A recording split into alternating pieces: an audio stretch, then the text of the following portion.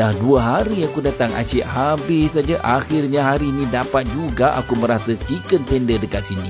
Di antara pilihan sos yang ada, isi ayamnya pun besar-besar geng. Korang tengoklah sini gitu Ini pula senarai harganya, senanglah korang nak bajet. Dibuka daripada pukul 10 pagi sehinggalah habis jualannya. Lokasi penjaja tepi jalan menuju ke Pasar Raya CS Prima Sarjana Kajang. Dah settle bayar, jomlah kita balik pekena chicken tender. Ini spicy sauce dan ini pula garlic sauce. Balik aku terus ngap aja, masih lagi suam-suam kuku panasnya. Dengan harga RM15 aku rasa ini memang cukup berbaloi. Diberi percuma dengan 2 jenis sos. Kita mulakan dengan garlic sauce. Untuk suapan pertama, memang syahdu geng. Ayamnya masih berjuicy. Ini pula spicy sauce. Tengok daripada segi color tu menyeramkan juga.